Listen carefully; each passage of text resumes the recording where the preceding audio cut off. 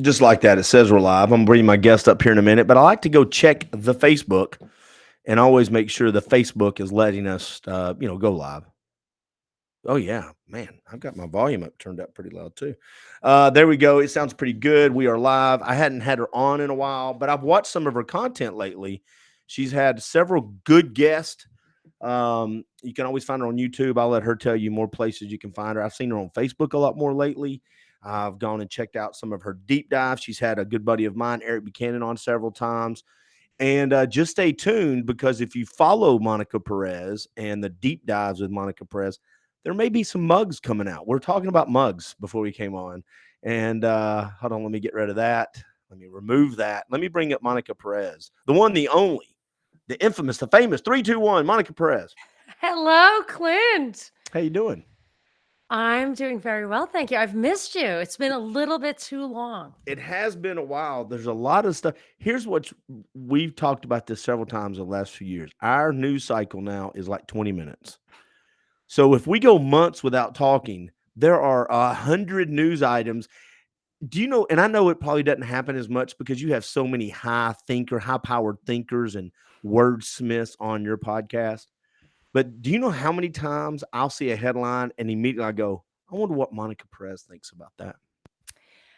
Well, All the thank you for time. thinking that. I do get a lot of tweets asking me that question, wanting me to do a deep dive into this or that, but my personal life has completely overwhelmed my time, so I'm a little out of the loop. And I used to be the one. I was the one who would know every single headline because I did a show every day where Binkley and I brought like 6 headlines a day. And I was like always on it. And now, so people think that they can ask me anything. And I'm like, actually, you can't ask me anything. I've got You'll get nothing. back. You're, Uh, you're, you're, we talked about that. You're getting back to it in the next few months. Yes. So I'm moving and we got a house that needs some work. And I really like it because it's old. And I like the idea of being in a time machine because the current world like drives me crazy. I can't Yep. stand it. And I just want to walk into a time machine. So I'm working on tweaking that house, and it was very hard to disconnect from the news. However, once you do that, I think it relieves a lot of anxiety. Like then all of a sudden, without the screens, you can see that the grass is still growing and stuff. And I'm not saying you can keep your head in the sand because the grass will stop growing. Like it Yeah. will stop. Or This is yeah. going to happen. Me and my son, it was me. No, it was me and my daughter, and me and my son. I can't remember. We were walking at a little. There's an outdoor park here. It's got a 2 mile loop that goes kind of through woods, but it's also around a bunch of ball fields where kids are playing softball and soccer. And we were walking, and I said to them, I said, one of the reasons I like to come out here 4 or 5 times a week and just walk, get some sun when the weather is nice. But during COVID, especially, they didn't shut down going outside and playing here. And what helped me is I got to walk and see people of all colors. Kids were playing because that was also the summer of the riots. So I saw all these kids getting along, all these parents laughing. I saw the world moving forward. I just, it was good for my soul to realize that amongst the chaos that are with the crazy people we've elected that they've brought upon us with just with decisions I can't really explain. It did me good just to see there is some normalcy, that it was good. Does that make sense? Yes, absolutely. And that's how I feel when I go to my church, but especially my mother's church in Rockland County, New York. Yeah. It's totally diverse, like ridiculous to the point where, and it's not just a smattering of people. It's like Mhm. a couple of Filipino families, like Sri Lankan families, Haitian families. It's so multicultural, but lately, I've been thinking a lot about multiculturalism, what that really means. And it appears to be multicultural because it's multi ethnic, Mhm. but it isn't multicultural because everyone shares the same values. And why that's important, and my observation is that and I think this was a Christopher Dawson idea, where a society that has different religions, a different value system within it some of your efforts negate the efforts of the other people. You have to have the same goal. So we spend so much energy in this country fighting left versus right. People who think that there should be a big safety net or people who feel more insecure when it comes to foreign, they feel like sometimes foreign affairs are a form of defense. Right. So you spend so much time and effort, like look at this debt thing, fighting over where money gets spent because you have different ideas of what the problems are and different ideas of what the solutions are. But if you're at like my mother's church, everyone's there because I think they have the same motives. They really want to tap into what's better about for themselves, like love for each other. They want to give back. It comes from a place of gratitude, respect for God, a desire to go to heaven, and everybody there agrees on both the goals and the path. So it Yeah. isn't multicultural; it's multi-ethnic, but it's the same culture, people working towards the same thing. And I noticed also this weekend, Memorial Day weekend, I went to a wedding in the Hill Country, and I think Childeberg was this weekend in Austin. So I was so close, but I was occupied with these wedding activities, and it was in the sticks. So I mean, people were there in jeans Yeah. and cowboy hats at the Yeah. wedding. So of course I'm wearing like sequins. Like I'm a city girl. Like it was outside. My heels were like sinking into the dirt. Like Yeah. I've been to several of those weddings. I Yeah. just The did not tuxedo belong. shirt. The Yeah, tuxedo shirt, man. Are you kidding me? exactly. Yeah. So I did not belong, but everybody else did belong there. And it was two families getting together, families who were friends of ours, marrying into a family like that was from there. And they were sharing memories of basically barn raisings, stuff like Yeah. that, where they came to fix the church over the years. And that's what I knew what good character you had. You're only 6 years old, but you were carrying stuff up the ladder. And I mean, it was just so it was so like when you learn people's character from a young age, when the person or the family, like it's so much easier to really give of yourself, to be charitable. And what really moved me the most, I'm going to have to put this on one of my shows, or maybe we just talk about it now, that the maid of honor was the daughter of a friend of ours, and she and her twin brother were so premature that when they were like 1 pound each. So when she was Mm. born, I remember her dad telling me that he could put his wedding ring on her arm. So Wow. she's had challenges all of her life. Like she really, really has challenges, and she was the maid of honor, and really sincerely, like she had such a strong relationship with this girl in the family, and it just, obviously you can't judge a book by its cover, and they go Yeah. so deep as far as really caring about each other, being willing to get to know each other, even if it's a little extra effort to wait for the girl to catch up or whatever. And it just restored my faith in humanity. Like it was just, being in LA during lockdown was just not the place to think that there's hope, but there's just so much hope in the Hill Country, and you're probably in your town. So I was Yeah. very heartened. Well, I did a short solo podcast yesterday, about 11 minutes for Memorial Day. And one of the things was living a life worth the sacrifice that men and women have made for our country. And one of the things that I said was, and I didn't actually say these words, but the gist was America is a culture into its own. It is a culture here. And one of the things that we have to, at least in my opinion, that we have to do is understand that with freedom, the unique freedom that the United States has tried to develop, with all its flaws, all its sin, all its screw ups, all its good intentions, good and bad, with that kind of freedom comes a responsibility, and what are those responsibilities is like, I'm going to lay down some stuff that I really like. I think we should make a policy on all my principles. No, I can't do that. That's not how you can't make policies on 350 million people's individual truths. So in order to have a culture, in my opinion, we have to say, Monica, if you want to do this at your house, that's great, but as a society, you're going to have to just regulate that to your relegate that. I'm sorry, relegate that to your house and to what you teach your kids. We're not going to do that in the schools. We're not going to do that with the government policies and regulations. Now I think we've gone the other way with that. We're doing too much policy and regulations, but the I think in order to live the life worth that sacrifice, we got to quit calling our neighbors names. I say this all the time. I've never once helped push somebody's car out of the middle of the road, and I've done that a bunch, and them stop and say, "Who did you vote for?" Not one time. Yeah. I've never had somebody at the house get torn down with. We had tornadoes come through here a couple years ago. When I went over with chainsaws, or somebody came over here and helped me in my, not one of them said, "Hey man, what do you think about the border issue?" None of them gave, "Oh, I can't help you because did you vote for Obamacare?" "Oh, I'm out. I'm out." Now we can have conversations that are important about that, but America's culture is we're willing to put that shit aside.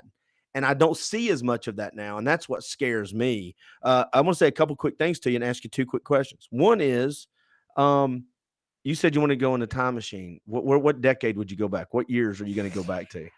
Well, what that whole mid-century modern thing really appeals to me. So it would be Uh-huh. like the 50s. And Okay. Austin continues to have a little bit of that. I What are you going back I to? think it would be the 50s. Really? Yeah. See, I don't know. What would Hold on. you do?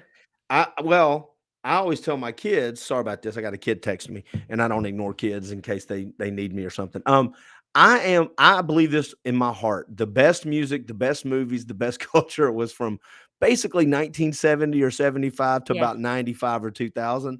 I wouldn't mind going back to between 85 and 95 and redoing that whole thing again. That was a little fun. I had a good Yeah, time. I did. I listened to 80s music and I Uh, remember it, and it's so funny because it's totally upbeat, and that's what I love about it, and I always yeah. think of it as kind of, lighthearted and froofy, and,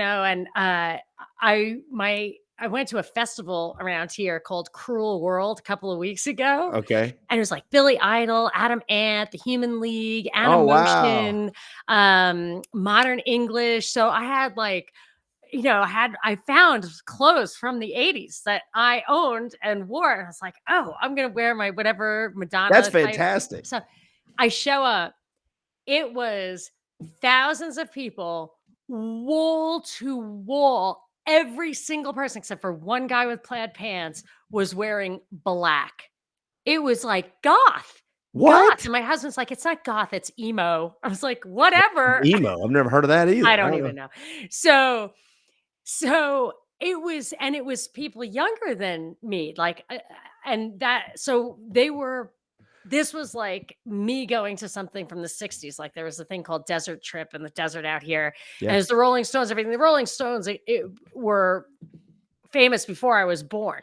Yeah. So, Yeah. and Yeah. still everyone in the audience was my age, not like my Well, I older grew sister. up with, Creedence Clearwater and Yeah. Steve Miller Band, and they were Yes. popular before I was born, but that's what my parents were listening to. My daughter gets comments all the time from like her boss at work or older people when she knows a CCR song or Steve Miller or AC/DC or Metallica even. They're like, "How do you know that music?" And they go, "'Cause I was raised right. I know all the Yeah. 60s, 70s, and 80s, 90s music." But these people, this was like new wave was the roots of what they were doing later, which got a little, Yeah. gothy. Yeah, yeah. So I felt like I should be the one who is, but it ended with Iggy Pop and Susie and the Banshees, which I guess is more of that kind of punk stuff. But yeah, I thought of the 80s music as super upbeat and cheerful and really reflected like our feelings of positivity in Uh-huh. that time, and Ronald Reagan, and he really made it feel like the American effort was driving this engine. But of course, I hate to admit this, if you look at the national debt under No, no, no, Reagan, stop, stop. I was with you. Stop it, Monica. Why do you always I cried tick me when he was off? shot. I He's a cried. good he was a good president. He I came in, he love took over a crappy economy, and I get it. And he was positive. He was a Yes. uniter, Yes. and that really mattered. But Here's what I yeah. picture. Oh, go ahead. No, your turn. You're No, you're I the just wanted guest. to say what the Yeah. economic that something about the culture of America, but you go first, then I'll get All I back. was gonna say is all I picture when you tell me that story is that there are 1,000 black T-shirts, and you walked up with the happy, sunny, smiley face like from Totally. Forrest Gump, and you're like the Totally. one I T-shirt. I had a t-shirt that literally had rhinestones in it, and it was Commander Salamander on the Moon One, and I was like, and I literally bought a Cruel World t-shirt, put it on over my t-shirt. That's I hilarious. mean, I was too old to be Yeah. the as my husband says, stand outie. Yeah. Like, don't And be I'm too older scared. than you, so that frustrates me. That But frustrates I me, saw so I don't know about that. So I saw yeah, I Billy am. Idol, and that was great. I'm And at Adam, least 10 years older than you. I would have gone along with that I'm farce. 55. I'm It's I 55. can't get away with it I'm anymore. 55. You can. I All can't. right, you wanted to talk about Yeah. American culture, then I had one more question before we jump Okay. into a topic. So I did also want to say, like, in the recently I've Yeah. had an opportunity to be like at that wedding and other events around that, and I have just really, really avoided talking politics. And if in absolute desperation, I will kind of go with the flow, and people are just everyone's just sea to shining sea of like liberals, and I'm there. We're having a great time, and I'm definitely not going to throw truth bombs, you know. Not gonna do that, but we do America does have a culture, I've thought about it. I think our culture, and this is why immigration was so successful before there were barriers to immigration or the welfare state, is that we had this, I think it's an economic culture. It's an essentially productive consumer voluntary culture. So people would come here because they weren't satisfied with the opportunities in their own culture. They would come over to try to access greater opportunity. I think a third of them, which would be consistent with my family, a third of them went back because they, you know, it was sink or swim and they couldn't sink or swim.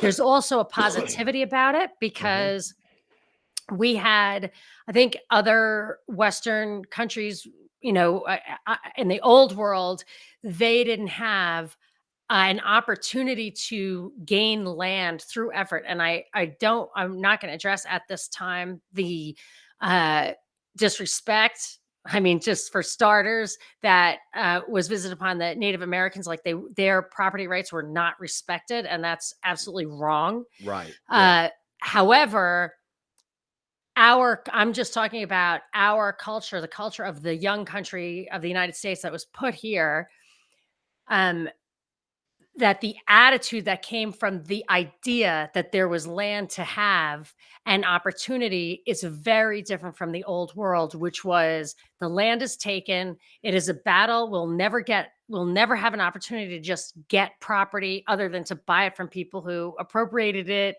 you know, in the feudal system. So there's that, and we had that opportunity after the Enlightenment. So our laws reflect Mhm. this property rights, the ability to gain property, and I think because of that, you know, if you talk to Europeans, Europeans will say that we are so innocent, that we're hopeful, that we're not cynical as a country, and I feel like that's a reflection of all the opportunity we've had in the past. Once, and I do think Obama was the turning point. Once we went to where we were a highly regulated state, more than half the state was, you know, the economy was government, then you get to that same thing where we're just trying to where it's a zero sum game and we're just fighting over who gets which slices of the pie. But prior to that, I think it was just wide open. Sky's the limit, and that made us joyful. Yeah, yeah, and I like what you're saying. I think it was we're gonna go see what we can build and create versus we're gonna go see what I can get. Yes, In and I other think the words, I'm gonna, yeah, come and give me what can I get? Look at the better life that I will have once I get there. They're gonna take care of me, which I was okay. Some people need that, but a lot of it back in, you go back 150, 200, or whatever it was. A lot of times people were coming here because look what I can go build with my right. family. We can go build this together. Nothing stopping us other than, hard work. And if we can't make it, we can come back.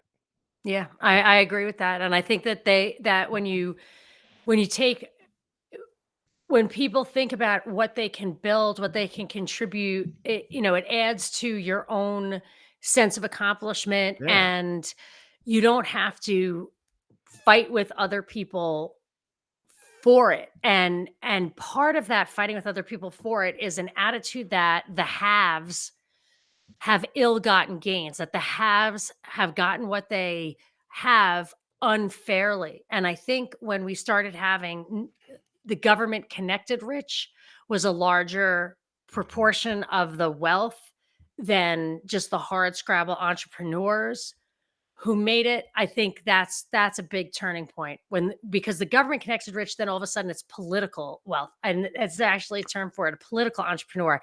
And Yeah. that will foster resentment, even especially by the people who hate it the most. So their system of big government creates the government connected rich who are on their face clearly benefiting more than the contribution they're making Yeah. economically.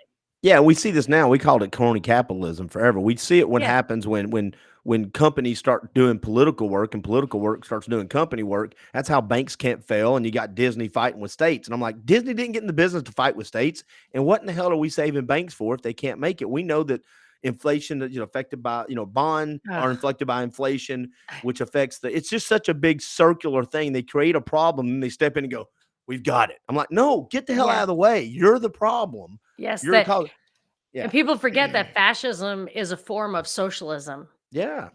So, it's the National Socialists. Yeah. So that's why it all goes together. That cronyism is a function of big government, and then they have to pay it back. Otherwise, they get riots. Do you feel and I said this on a podcast the other day, I think we're being played against each other, and they'll use whatever, misogynist, they'll use racist, they'll use homophobia, they'll use rich against poor, they'll use all these different things. But I think we are getting segregated based off ideologies now. I said something to the other day. I don't think it has to do with the old segregation as much. They are segregating us like a cutting horse. They are cutting us out, putting us in the group that we fit into. If you don't assign yourself a group, one will be assigned to you upon entry. And and and you're in this group. And so this group gets this message, and we need the group to respond this way. This group over here gets this other message. We need them to respond in a different way. And it's way easier to control 10 groups of 30 million people than it is one group of 300 million people. Yes, and I had a little display problem. Uh, yes, they encourage that, and I know, like, Hillary started the basket of deplorables, and then I feel like the other basket. So I feel like we can all kind of coexist in the basket of deplorables. I've always thought, like, as a libertarian, like, the tent has to be big enough for absolutely anyone who believes in the individual as the cornerstone of society rather than society itself. Like, anyone Right. on the Aristotle side goes under the same tent, and anybody under the Plato side. And I can even understand the Plato side of it, but I'm just saying that's how I was always thought of it, the ideological divide, and that I will take the basket of deplorables on the Aristotle side. But on the other side, which is no longer has any ideological framework, I call them the basket of irrationals, because like, I hear especially out here, the idea of hands off my body. So super pro abortion to the point where we have this insane constitutional amendment here. It's just unrestricted access to abortion. I think the government has to pay for. So people will come over the border. It's just horrible. It's horrible. And there's that, but then there's people who are absolutely militant about vaccine mandates and masks and Climate.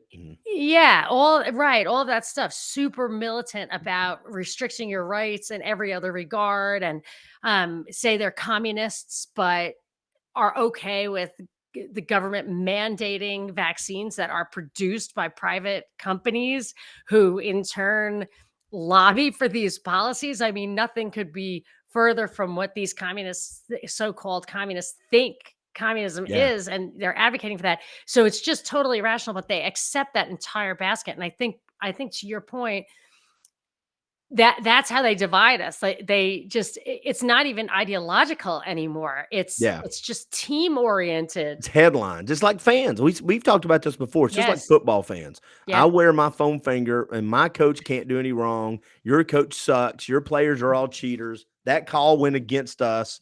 I don't, and to be honest with you, I have no objectivity when I'm a fan of a football team. I want my team to win. That's the breaks of the game, man. I'm sorry, blah, blah, Right. blah. But when it comes to politics and how you set policy, that stuff has downstream effects to our kids and our grandkids. If you don't care who wins at any cost, then all of a sudden, and this is what me and Eric Buchanan talk about this all the time. You start giving power, you start putting things in place that give your team more power, air quote team. Well, you better hope you never lose power again, because then that hammer is going to be turned around and used against you down the road. And you look like you wrote something down, so go ahead and respond. But also, after you respond, tell me if you still consider yourself a libertarian. Okay.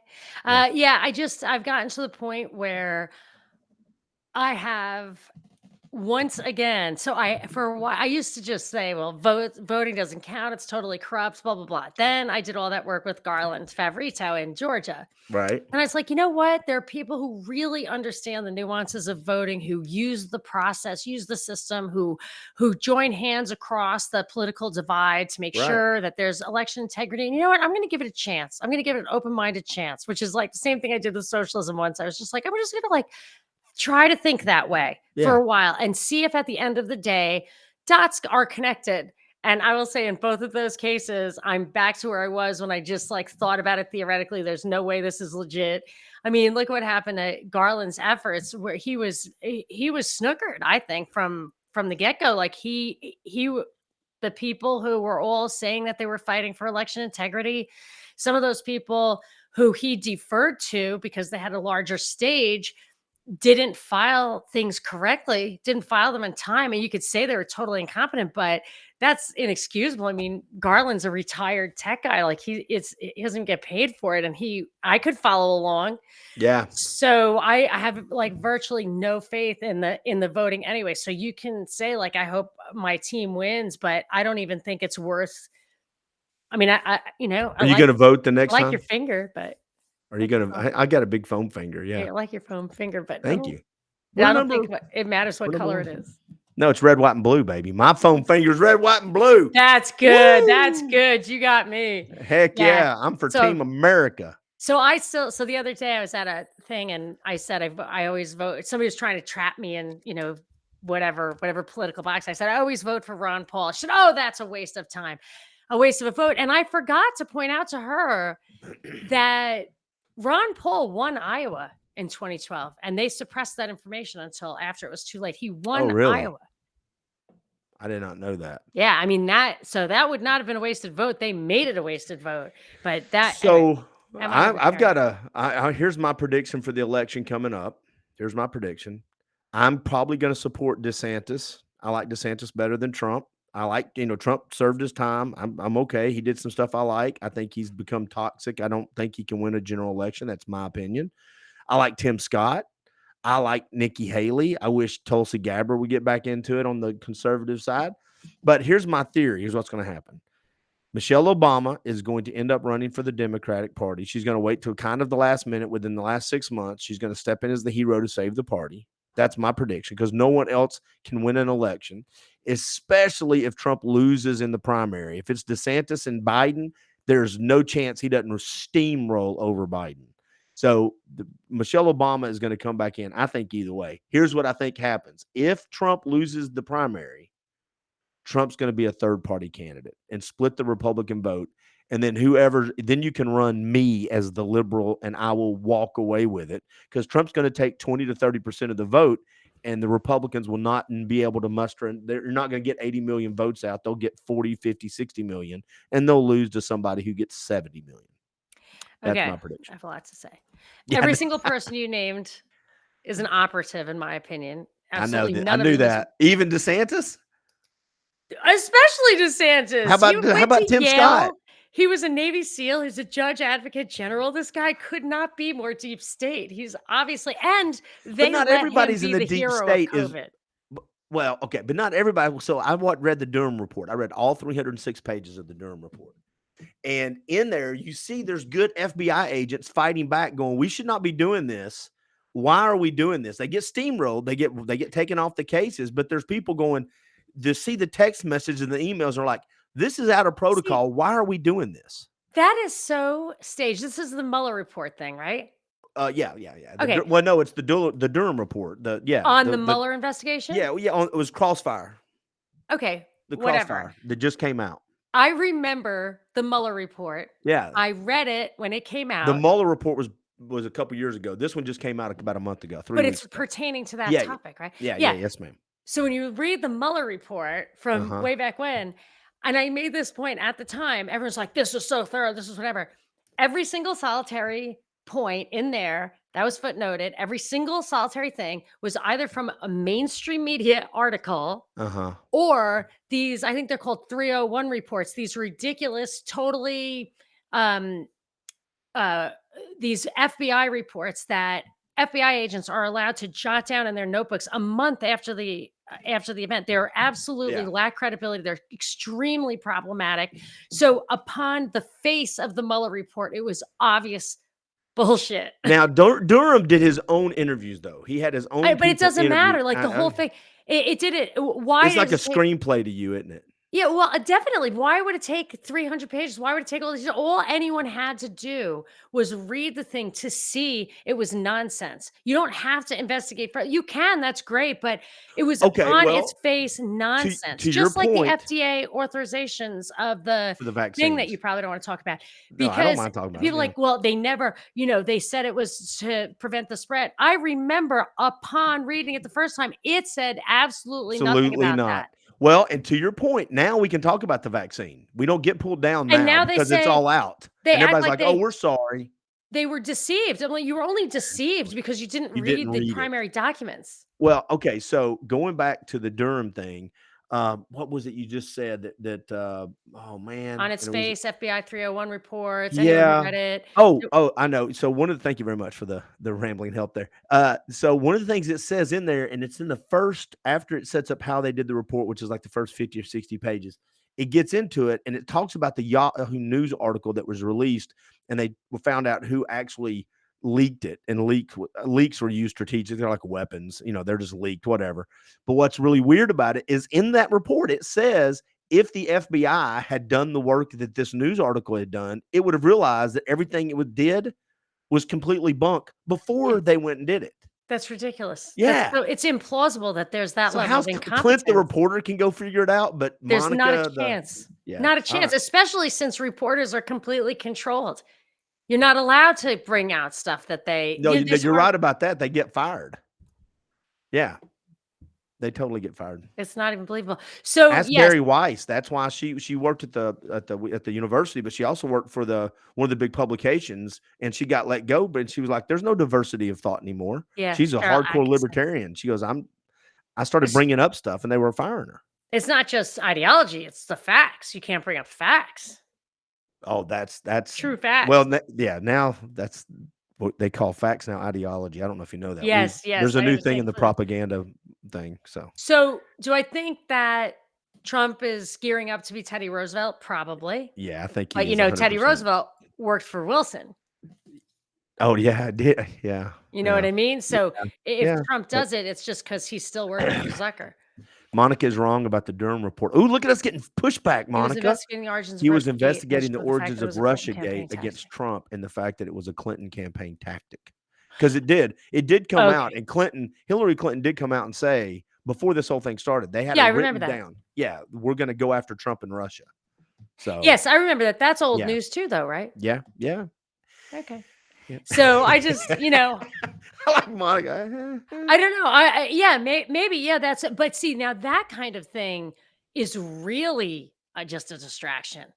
It was like her What is it server. distracting us from? Because me and you do agree on this, Yeah. but okay, real quick, are you still a libertarian though? Okay. Um. Yeah. I mean, it's hard. I won't define it. I've never been a party girl. I absolutely believe in free markets Uh and huh. entrepreneurship. The anarcho capitalism. While I do believe that it will work theoretically, I think that we're in a position where it either intentionally or unintentionally, by weakening the nation state, is just paving the way for world government. Oh, I agree with that 100%. And Do you that's feel like anarcho-capitalism, though, is almost like communism? It's one of those things everybody goes, "It's never been tried right," and it just can't be. I don't think either one of them can be part any if you get to the point where they're being used as they're intended, I'm not really sure that it would work. Communism and socialism never work for right. the Okay. group, and I'm not does that So make sense? I would say that anarcho capitalism would work in a community of 150 people, but communism would not. Right. So I think the natural size of a community of human beings is like 150. That's like how many Christmas cards you send and how many people you can kind of keep track of personally. And It used to that's be called a community in yeah. neighborhoods and stuff, Yeah. and the little Yeah, school you that grew up works. in, that was the way it was supposed to be. Yes, mutual aid societies and stuff like that. And Yeah. I do think anarcho-capitalism. So I guess what I'm saying is if you have strict property rights, Mhm. that can be the foundation of a truly free society. But if you have um no property rights, if you have communal property rights, that can never work. I agree with you. I just think as you scale up bigger, like you said, 150. Me and you agree on that. You get to be Maybe 350 million people. I don't know how any of this. you could, I don't know how this works now, to be honest with you. but So the problem is that right now the the level of corruption in the the sphere of what's who controls the world basically, or the powers that be, it's so corrupt. Ideology is beyond. There's so much surveillance and censorship that they are going to increase their power, not decrease it. yeah, And I don't think that we have a lot of options on how to fight back. I mean, my hope for humanity lies in humanity itself. Like, they cannot really control us forever. Even the screens will break down, or there's going to be AI, and at a certain point we do have a souls. rebuild will have to happen. Yeah. Yeah, we have And I souls. think CCP, I think China is so more involved in stuff that we have no clue. That's Clint's opinion though. Well, who's we? Who's Me, we who has no clue? The Rand Corporation has the clue. yeah. China's very involved. For everybody, it's going to be so disappointed when you find out how active China is. Everybody can look at Russia all they want to. Oh, I want to address Mike's point. He says it's old news that the left denies even now. So what? Like, Awkward what difference silence. does it make?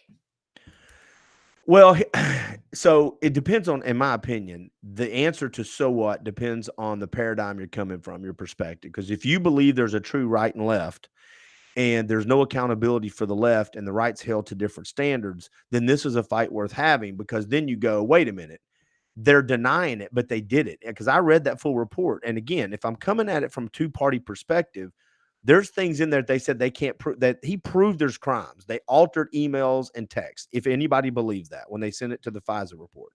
But if you're looking at it from the perspective of one bird, two wings, and it doesn't Right. really matter, then all of a sudden it goes back to what you were saying earlier, in my opinion, that it's a distraction. And I Yeah, asked that's you, what do you great. think they're distracting us from?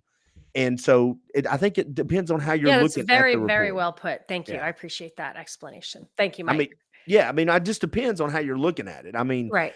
and so I kind of see both sides of it. What do you feel they're distracting us from though? Well, I mean, the thing is, like with stuff like that, if Republicans were actually, when they had power, affecting the change that we need, it would be fine. But when Mitch Yes. McConnell comes up on January 6th and says, oh, Arizona has to shut up. We need to certify Biden right now because for some reason, people on Trump's side made it impossible for us to continue this investigation into Trump's winning that election. Like, that's Mitch McConnell being a complete traitor. Like, that whole thing was treason and to the country and to the party. So what to say the Republicans are better than the Democrats because of this thing, or the No. right or left, to think, yeah, I feel like the Republicans love being number 2 because big government's where the money is at, and when they're number 1, they have to do more than just, scream and yell. They have to Well, and actually to do something, and they me and don't. you will, yeah. Obamacare too. Ted Cruz had the right idea. They could have defeated it with process, even in the 11th hour, like literally the 11th hour. He Hmm. did that little faux, Jerry, whatever you call it, like, what's the thing when they stay forever? Oh, filibuster. Yes, he did that Yeah. faux filibuster, but he was right. That would have worked. And every time that they had a chance to get rid of it while it was still, well, before it was too late, they didn't. So I don't Well, care. let me agree with you on something as a Republican. I'm going to say something as somebody that views it from two separate parties, not the same bird, right? I think Republicans are and conservatives are pretty tired of Republicans getting control and then not doing the things. I mean, Trump did some stuff, but there was no border wall. There was none of the stuff that he said we were going to get. Did your dog just come in there? Yeah, he's driving me. What's your dog's name? That's Samson. That's my Hello, Samson. What a He's pretty getting dog. old. He's got his whites. He's got his what? He's got his whites on his face. He's all white Oh, now. yeah, my dog's got how old Samson?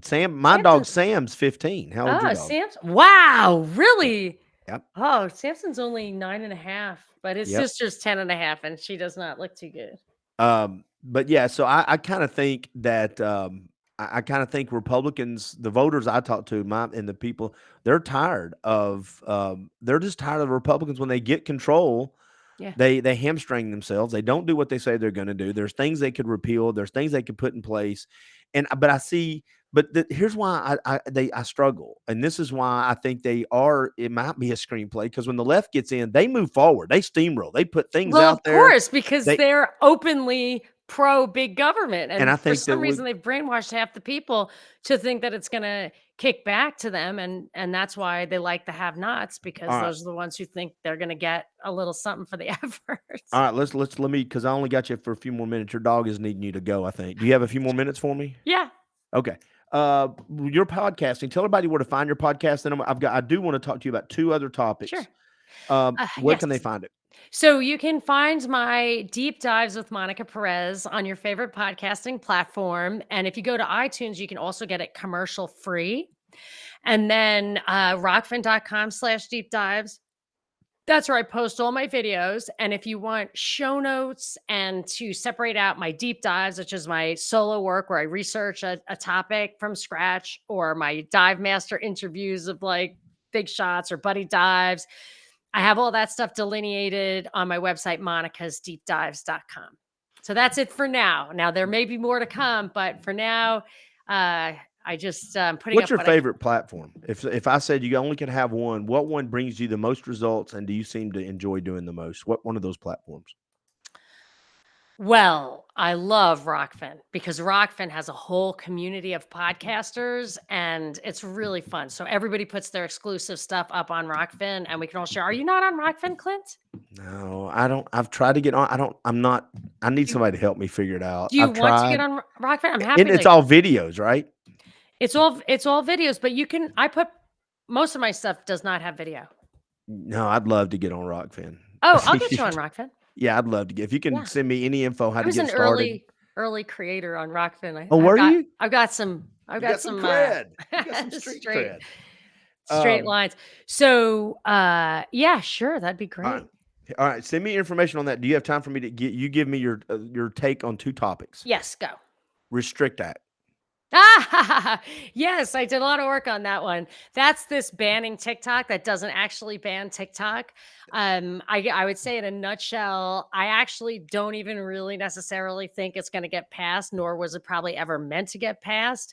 I feel like it might be about something totally different, like passing a law that says that we own our own data, which I feel like is going to be just a setup for big tech to get all of our information away from us and not have that information something that could benefit the smaller startup competitors who rely on the value of the data to build their business models. So I feel like it may be just a Trojan horse for something that's not even on anybody's radar. But if it were to pass, it would be a terrible, terrible precedent for a few reasons. Not even the First Amendment stuff, which is hard to understand from the really vague and broad words in it, but like it definitely will encroach on the First Amendment. But that to me is not the real problem. The real problem is that it empowers or actually requires the Secretary of Commerce to, within 180 days, do a massive investigation into basically everything on the internet, from Mm, desktop apps to PayPal apps to LAN networks to every single thing. That's just priorities she's supposed to investigate absolutely everything that goes across your screen and decide whether or not it has connections with foreign adversaries and has any potential impact on national security. And because it's entirely in her hands whether she recommends that something is foreign or a problem. She recommends that to the president. So that gives her a tremendous amount of power. And then the yep. president single handedly decides what would be the mitigating thing. So either they have to discontinue operations or sell to a US tech company, what power that gives them. So I feel like that's Gina Raimondo right now and Joe Biden. The level of corruption that sets a potential for corruption sets it up to just be able to, and we know, if you know anything about Biden's history of corruption, he's a pay to play guy. And even if it's not actual pay to play, it's the illusion of pay to play. I Yeah. think it's terrible. And and your recourse is almost zero. So you would have it suspends so many laws that are there for our protection, including the Freedom of Information Act with respect to this thing. And if you don't cooperate with it, or if you do anything that stands in the way of executing this policy, which Mm-hmm. that's why people think that a VPN could trigger this, you could get $250,000 fine for every act. So maybe every time you use the VPN, like decades, I think like 20 years in jail or something. I think the maximum fine's like $1 million. And if you want to fight it, you would have to go to the DC Court of Appeals and fight strictly on constitutional grounds. Couple quick things. One, how many times have we seen where they just simply add another alphabet administrative state to circumnavigate the Constitution and the laws? Oh, we didn't do it. The admin state did it. Oh, they can, but they enforce all of these laws at the end of fines, fees, jail time, or guns. I think the vague and broad wording is intentional, so they can fill in they can backfill in the meaning later after they find out what they don't like Yes, you're doing. 100%. Yes. And what could go wrong with us giving technocrats Oh all my the gosh. power? Fauci, Fauci. Mike Thompson said on this, Monica's absolutely right. Absolutely. Nice. Thank you. All right. One more quick topic. 15-minute cities. Everybody's like, I've got a buddy that posted, this sounds great. It's how convenient. I'm like, but we are willing just to give up all kinds of stuff. Yeah. No, they used to call it the digital city, but nobody would go for it. Employers would not allow people to work from home, and they decided to piggyback on COVID. And they say now, oh, look at how great it was that we have restaurant seating in parking spaces, and we can and in their early pre-COVID stuff, they talked about eliminating parking in the cities, about having work cafes. So you're not even allowed to say you get 100 passes to drive in and out of your 15-minute radius. That's not enough to go to work and back every single day. So people are not going to work, and the vision there is so comprehensive. It's like transitioning to electric cars and then pointing out how terrible electric car batteries are for the environment and eliminating cars entirely. And a big problem with it is, so they want you local, and yes, you think that's great, but if you can't have a drapery store in every 15 minutes, you have to go outside of that. And there's all sorts of problems with it. Well, France just did something. Maybe it was this year or Paris. last year. Yeah, about the 2.5 hour flights internally. You can't. They don't do. They have to. There's a thing now. They just banned flights over like a couple hours, and if you're inside. Paris is on the cutting edge of 15-minute cities, and one of the reasons they want to limit I'm not sure if it's a chicken or the egg thing, but electric engines in a plane have very limited distance. So it could be that they're trying to segue into that.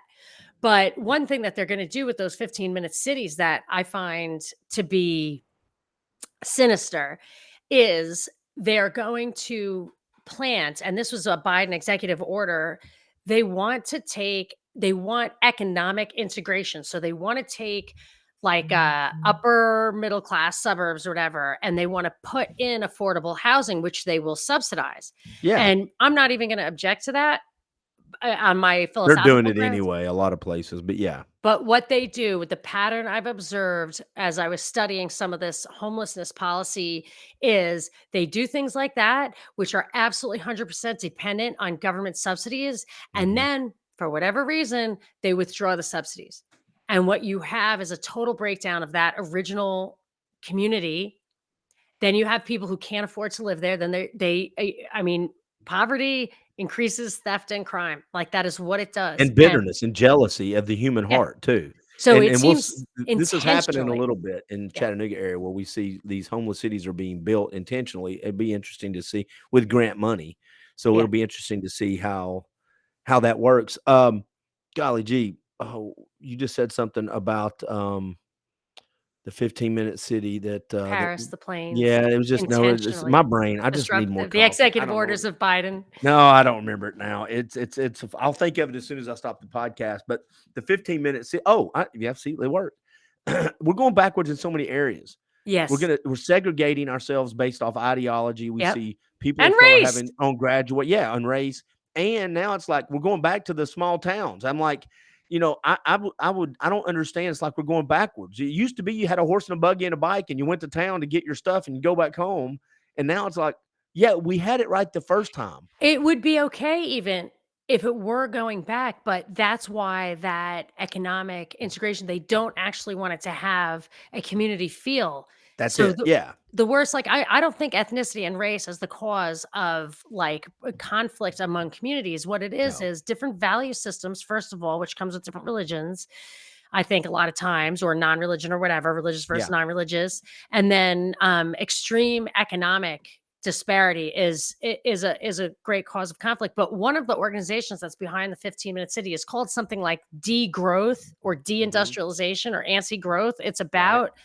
It's about dumbing stuff down. And I will tell you, you're going to reduce productivity, and that's when you start getting squalor. So Yep. it's not regulation, it's nothing. It's wealth is what keeps stuff clean in my Look, observation. this is really simple. Do you remember the old movies where they would have the chariots being the horse-drawn carts being pulled through where the people are digging in the mud and they're Yeah. going up to the castle with the walls? Yeah. They want everything outside the walls to do that. I think that's Richard Poe's idea. I thought I had Mm, pulled out of the recesses of my memory this guy I heard talk once 10 years ago. Ends up he's like on Mel K. He's on all these like shows, Richard Poe, and I really don't know anything about him except for I remember him saying he gets the feeling with people like Klaus Schwab that yeah. they just wish they just want to go back. That's why they want depopulation. They just don't want all the rabble running around. They don't like that's what the great reset is to my in my mind. A reset means reset to zero. All Yeah. the registers go to zero. They already have their mansions and walls and people Yeah. with guns. We need guns, you don't. And you saw how during COVID the money went Yeah. up. Yeah, and you also saw how the ones in powers didn't actually have to mess with the Yeah. same rules that we did. You're They you're were gonna out you going out to eat and getting their hair done and working out at the gyms and traveling, and I'm now I want to stuck use walking around the block. some really foul language. So we better Who end it did? now. Who does? You're about I to? would I would like to You gonna I'd drop like an to cuss F-bomb? them out, but it's too much. It's too much. You ragamuffins with your shenanigans and ne'er-do-wells. What is he? You your Pony hijinks has soldier? frustrated me. Mug face pony soldier or something? What did Biden Shush say? up, boy. If you say that, apparently you're okay. Donald Trump says that, and he's going to hell. Hey, Monica Perez, I hate to do this. I'm once we said we're going to do it a little earlier. I actually told my kid I'm going to go work out with him early, so I'm going to go Yeah, work I'm out with gonna my go work kid. out too. There you Are go. you really? Yeah, that's why I wanted to do Get, it earlier. I've got a get the 4 gun o'clock shows. bar class, do my bar. Hey, you sound a little New Yorkish there. Boys can't handle bar, by the way. Try to take a No, bar class, no, see if you can I've do it. had I've done yoga a couple times, and I'm fine. Maybe getting myself into a position. It's when they say hold that pisses me off. Oh, yeah. No, Yeah. no, no. You Okay. Are gotta you in there? Yep. I'm in it. Okay. Now hold. Hold. I gotta can't. center. Gotta use your No. core. Center. Use your core. I'm I'm gonna done. use My my core core. is old. My core is like I've held you together for 55 years. I'm I done. need a break. Find I need something to else to hold unbuckle you this together. belt. Yeah, Let's have a go beer. drink like a normal kid, Clint. All right, Monica Perez. I wish you the very best. Everybody go follow Monica Perez. If she asks you to donate, support, buy a mug, do something, she's doing God's work. She gets a bunch of downloads. She has some great guests, and she's been very supportive of my podcast over the years. So thank you so much, Monica. Thank you, Clint. Always a pleasure. Yes, ma'am. Go have a good workout. Bye, everybody.